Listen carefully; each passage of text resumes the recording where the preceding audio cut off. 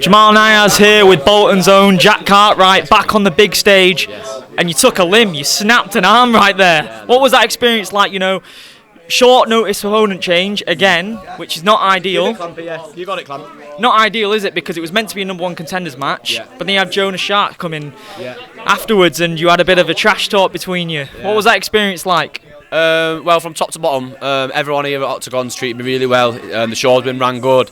Like I said, I got the call, I think maybe Monday, Tuesday, that Ratchich was out. I've heard he's pretty seriously injured, so obviously I hope that he's okay. I wouldn't wish that on anybody, so obviously I hope that Ratchich is perfectly fine and healing up well. And then they've given me this Brazilian, and in this sport you've kind of got to just deal with whatever happens to you and just move on to the next. There's no point like lagging at things in your mind and not and leaving your brain in the past and not focusing about what's in front of you. So I just had to kind of roll with the punches and deal with this guy like come what may. And I think I did a pretty good job of that today. And in regards to what's next, I'm not too sure. I've literally just come out of the cage about half an hour ago. Mine's all over the place. Yeah, mine's all over the place. And again, it was supposed to be Lima next, but I'm not sure who they want me to fight just next. Obviously, Jonas is like a somewhat local fighter. He's a fake. He's like a fake Mancunian. They're introducing me as if I'm a Manc, but I'm not. I'm from Bolton, but I train in Manchester. But so I think that's why he was here. And then they've kind of like shuffled him in, bringing him in like a lamb to the slaughter. Because if I fought Jonas Shark, I'd put him out. But we'll see if that happens. But I'd like to fight a winner, if I'm being honest. I'd like to fight someone who's coming off a win.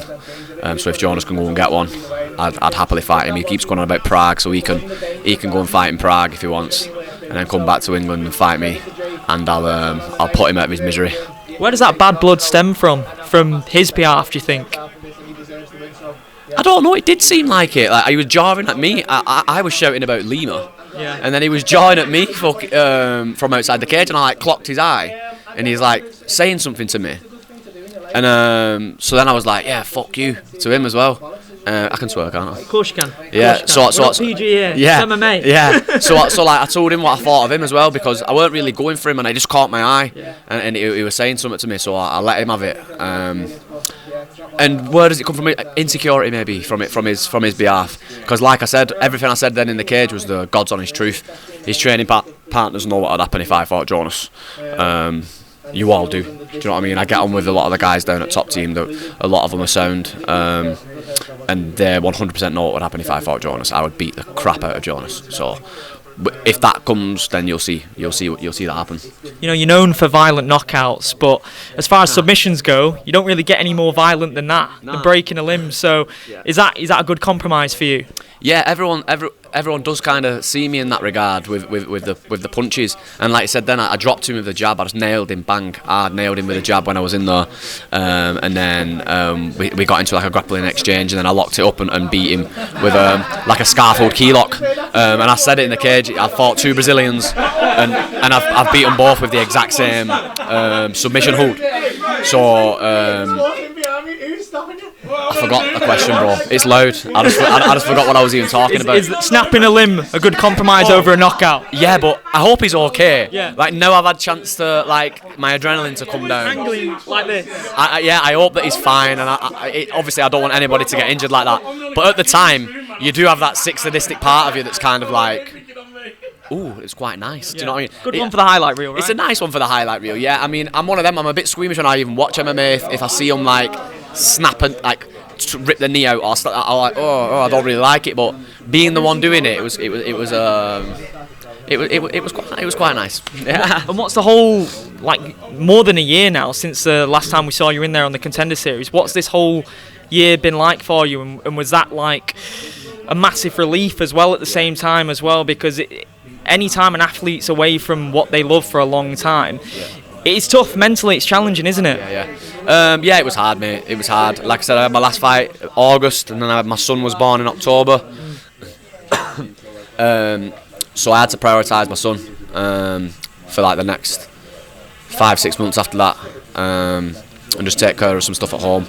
And then I was trying to get fights. I got offered to go fight on Cage Warriors, and I accepted like numerous fights on Cage Warriors, and none of the guys I accepted against accepted for me. I'll say it now. I got offered to fight Reece McEwen, and I said yeah. His team said no, and then he's fighting for a title. So there you go. That's like, that should have been. He should have fought me for that, but like his team turned it down for whatever reason. That was, and there was a couple of other little flirts with them guys over there. But then once Oktagon came over with their offers, and it was a clear winner for me to come and sign with Oktagon, and the cherry on top was to come and fight in Manchester in front of a home crowd, and put on a show, and I hope that I've done that tonight. It'd be ideal for you to fight Lima for the belt over here in Manchester again, wouldn't it? Yeah, that would be ideal. If I could pick. Yeah. You know what I mean? If I'm being selfish and I could just pick, I'd be like, all right, Lima, me, Manchester, boom, done, signed, sealed, done and dusted. If not, fine, because I've said it multiple times now, I'll fight all these guys.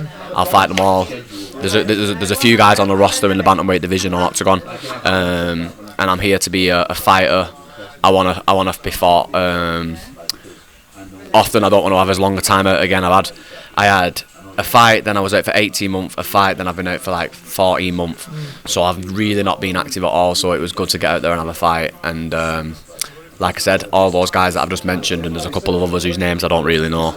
I'll fight them all, mate, because I'm here to be a real fighter. I'm a throwback fighter. I'll fight absolutely anybody. So just give me a fight. And I know this is your first fight with Oktagon, but I'm sure that the fans in Bolton would love to see you in the UFC one day, and I'm sure that's kind of an unanswered question for yourself as well. Is the plan sort of to win the belt, defend it a few times, and then maybe get another run at the Contender Series, or are you just not even thinking like that at the moment? I'm not thinking like that at all. Everyone always said to me, I turned professional, and everyone was like, oh, you go to Cage Warriors and you win a world title and you go to the UFC. So I was like, I went to the Cage Warriors, won the world title, defended it 3 times, still didn't get signed. And at the end of the day, I'm here for me, I'm here for my family, I'm here for my team, and I'm here to show that I'm the best fighter. I'm here to show I'm the best fighter in the world. And Oktagon have got some top fighters, so I'm here to fight for Oktagon. I'm under contract for Oktagon, and they've treated me really well. They put on amazing shows. They let me fight in my hometown. Well, it's not my hometown. Sorry. They let me fight Near enough, home city. Yeah. They let me fight in Manchester, man, and fight on a massive show like this. So I couldn't be more grateful. And yeah, like I'm just looking at my next guy. That's all I'm ever going to care about. I don't care about the future. I don't care about any of that. It's just like, next guy, man. Who's this next guy? And I'm going to stove his head in, and then beat him. Boom. Who's the next victim? Beat him, who's the next one? And I'll just line them up and I'll just knock them over. Well done. You always bring the violence. Looking forward to it next time, mate. Well done. Thank you. Thanks, brother.